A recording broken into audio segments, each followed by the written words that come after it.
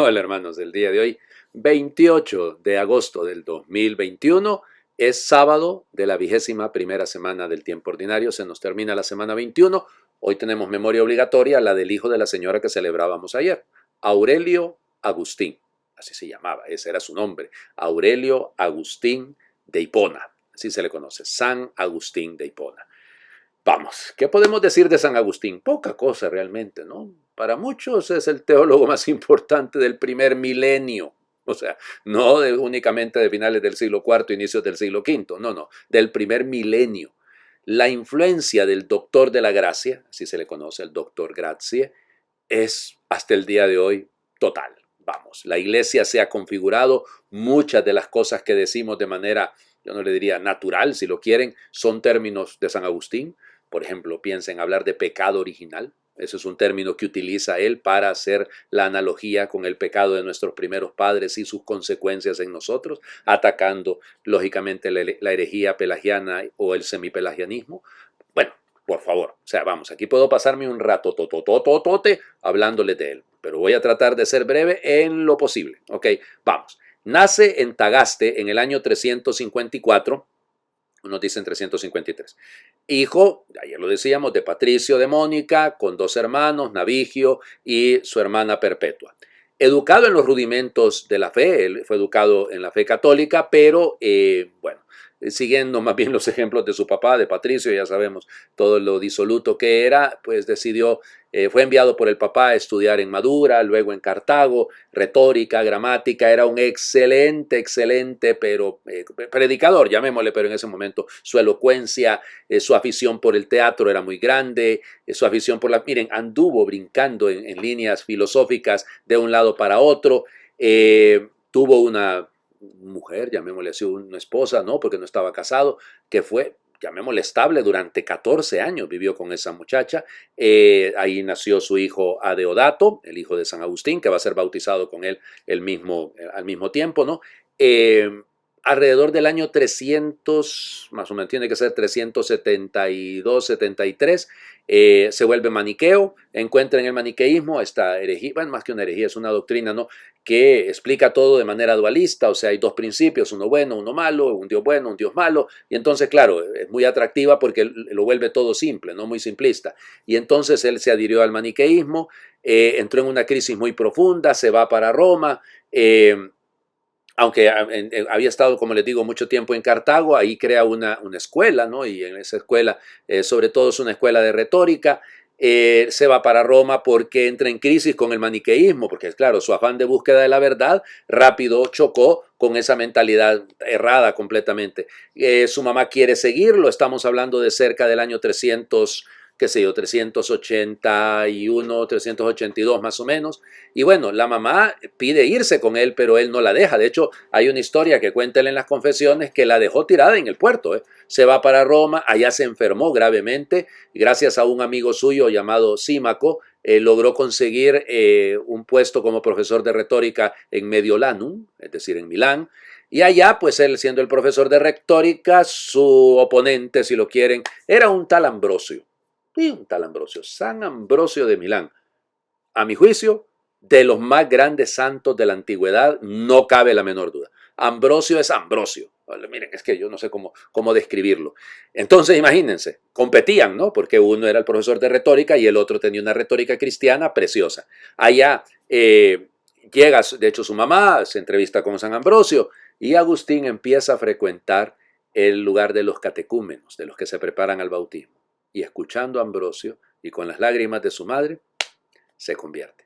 Así que alrededor del año 383, pues finalmente San Ambrosio consigue que Agustín entre de lleno en el proceso de la formación hacia la catequesis. Hay un montón de historias lindas sobre esto, ¿no? Los libros de Pablo, las cartas de Pablo son las que lo cambian, que un niño le dice, tollie leye, o sea, que tome y lea, un pasaje abre la Biblia, se encuentra con aquel pasaje duro, no nada de borracheras ni comilonas, nada de desenfreno, no, sino llevando una vida de pureza, y ahí se convirtió.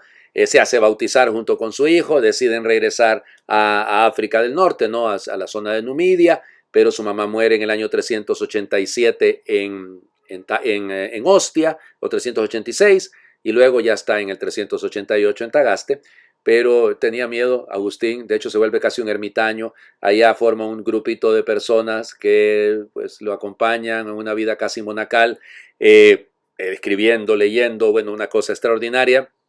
Él tiene miedo de presentarse en una diócesis donde no hay obispo, donde el obispo esté muy enfermo, pues lo van a poner, y eso fue lo que le pasó. Cuando llegó a Hipona a cumplir una tarea, ahí nomasito lo agarraron y lo nombraron obispo, y la historia es un resto. ¿No? Mira, ya hablé demasiado, perdonen. Sus libros, evidente, la gente conoce sobre todo del Civitate Dei, ¿no? La ciudad de Dios, las confesiones, solo que yo recomiendo leer las retractaciones.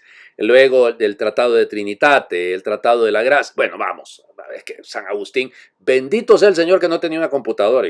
Si le hubiéramos dado un ordenador, ese San Agustín no para de escribir, no habríamos terminado. Ya, trabajador incansable. Va a morir un 28 de agosto del año 430, cuando los vándalos están ahí ya a las puertas de su ciudad, la tienen asediada, y él, vamos, es doctor de la iglesia, vamos, ya les digo, hablé demasiado, hablé más de 6 minutos sobre él, perdonen, pero ¿quién no va a querer hablar de San Agustín si es una persona extraordinaria? Lógico, el problema es que mal leído San Agustín genera herejías. Sí, Lutero, el jansenismo. Bueno, me puedo pasar aquí otro rato, no, por favor, no, quiero ya ponerme a leer las lecturas. La primera es cortita, pero la segunda, el Evangelio de hoy, es bastante largo. La primera está tomada siempre de la primera carta a los Tesalonicenses, capítulo 4, versículos del 9 al 11. Hermanos, en cuanto al amor fraterno, no necesitan que les escribamos, puesto que ustedes mismos han sido instruidos por Dios para amarse los unos a los otros, y ya lo practican bien con los hermanos de toda Macedonia. Pero los exhortamos a que lo practiquen cada día más y a que procuren vivir en paz unos con otros, ocupándose cada cual de sus asuntos y trabajando cada quien con sus propias manos, como se lo hemos ordenado a ustedes. Palabra de Dios. Te alabamos, Señor.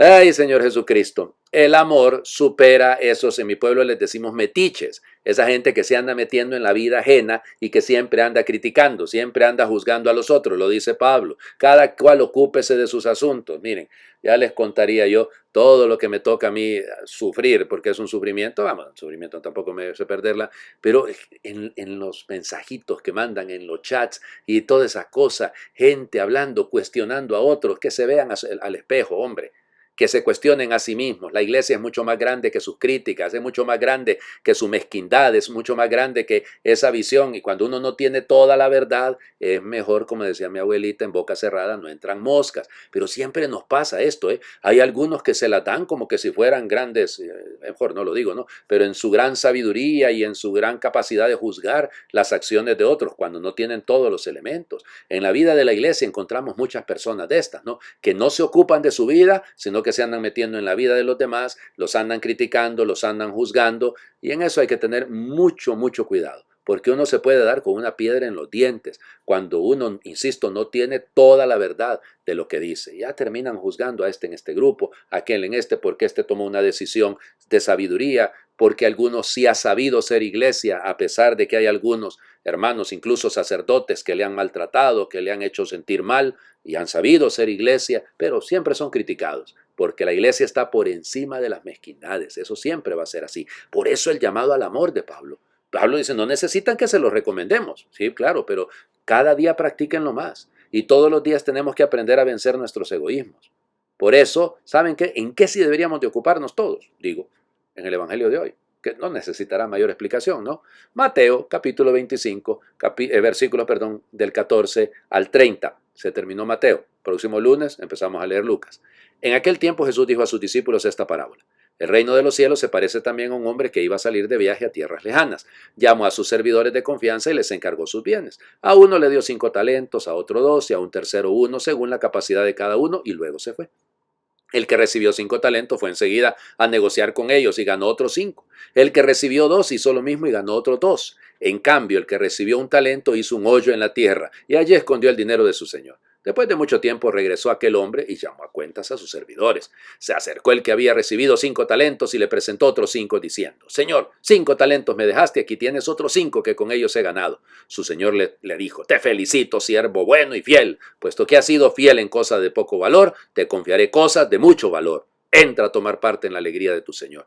Se acercó luego el que había recibido 2 talentos y le dijo, Señor, 2 talentos me dejaste, aquí tienes otros 2 que con ellos he ganado. Su señor le dijo: te felicito, siervo bueno y fiel. Puesto que has sido fiel en cosas de poco valor, te confiaré cosas de mucho valor. Entra a tomar parte en la alegría de tu señor. Finalmente se acercó el que había recibido un talento y le dijo: Señor, yo sabía que eres un hombre duro, que quieres cosechar lo que no has plantado y recoger lo que no has sembrado. Por eso tuve miedo y fui a esconder tu talento bajo tierra. Aquí tienes lo tuyo. El señor le respondió: siervo malo y perezoso, sabías que cosecho lo que no he plantado y recojo lo que no he sembrado. ¿Por qué entonces no pusiste mi dinero en el banco para que a mi regreso lo recibiera yo con intereses? Quítenle el talento y dénselo al que tiene 10. Pues al que tiene se le dará y le sobrará, pero al que tiene poco se le quitará aún ese poco que tiene. Y a este hombre inútil, échenlo fuera, a las tinieblas, allí será el llanto y la desesperación. Palabra del Señor. Gloria a ti, Señor Jesús. A este hombre inútil, bueno, claro, por miedoso, por cobarde, porque no supo hacer buen uso del talento que tenía, por eso es el gran reclamo del Señor, ¿no? Por eso lo llama inútil, porque pudo hacer y no hizo. O sea, su pecado de omisión es muy grande. Luego, porque malinterpretó, o peor, juzgó incluso al mismísimo Señor. Así es esta gente que tiene un talento y que luego termina criticando y juzgando y haciendo un montón, y critica al mismísimo Dios. Así es, eres un hombre duro, le dijo al Señor. Oye, Dios mío, ¿qué? Imagínate, te gusta cosechar donde no has, a recoger donde no has ni siquiera sembrado. ¿Qué calidad de Dios es este? ¿Cómo va a ser un Dios así tan cruel? Pero ese es el concepto que tienen, fíjense, las personas que se encierran en su egoísmo, que se encierran en su visión corta, en su miopía espiritual y en su miopía eclesiástica sobre todo, esas personas siempre son así, siempre andan escondiendo bajo tierra todo y los demás son los culpables. Ay, es que a aquel le dieron 5, es que a aquel le dieron 3 y siempre andan juzgando. Ay, es que aquel tiene, este coordinador, aquel tiene, lo ha bendecido, es más amigo del Padre, es amigo de este sacerdote, es amigo de este obispo, es amigo de, ya ven ustedes. Miren, todo eso es pura cobardía, es puro miedo. Y eso lo demuestran precisamente actuando de esta manera, juzgando a Dios, diciendo que Dios es un hombre duro. Nos falta esto. Usemos nuestros talentos, en eso sí tenemos que ocuparnos. Si el Señor nos ha dado talentos es para que los pongamos a producir, para que fructifiquen. No seamos cobardes. Padre, pero es que mire mi familia, las circunstancias, el frío, el calor, mi educación, mi falta de forma, mi falta de... No. Todos tenemos posibilidades, hay que saber usarlas. Algunos tendrán más que otros, no importa, pero deje de estar viendo el verde de la grama del patio del vecino y ocúpese de sembrar en el suyo. Eso es lo que tenemos que hacer para salir adelante. Bueno, les invito a hacer oración, perdón que yo sí que sé que me tardé el día de hoy, pero es que ya les digo, la culpa es de San Agustín, a él échenle la culpa. Vamos, hagamos oración. Señor, ayúdame a decir la verdad delante de los fuertes y a no decir mentiras para ganarme el aplauso de los débiles. Si me das fortuna, no me quites la razón. Si me das éxito, no me quites la humildad. Si me das humildad, no me quites la dignidad. Ayúdame siempre a ver la otra cara de la medalla. No me dejes inculpar de traición a los demás por no pensar igual que yo. Enséñame a querer a la gente como a mí mismo. No me dejes caer en el orgullo si triunfo ni en la desesperación si fracaso. Más bien, recuérdame que el fracaso es la experiencia que precede al triunfo. Enséñame que perdonar es un signo de grandeza y que la venganza es una señal de bajeza. Si me quitas el éxito, déjame fuerzas para aprender del fracaso. Si yo ofendiera a la gente, dame valor para disculparme. Y si la gente me ofende, dame valor para perdonar. Señor, si yo me olvido de ti, nunca te olvides tú de mí. Amén. Esta oración está atribuida nada menos y nada más que al Mahatma Gandhi. Ay, padre, pero él era hindú, él no era católico, él no era creyente cristiano. Como que si las oraciones las escucha Dios solamente porque usted está bautizado, primera comunión, confirmado, casado sacramentalmente o ordenado sacerdote. Dios nos escucha a todos. Que no se les olvide. Feliz fin de semana. El Señor esté con ustedes. Les bendiga a Dios por intercesión de San Agustín, el que es Padre, Hijo y Espíritu Santo, y su bendición descienda y les acompañe siempre.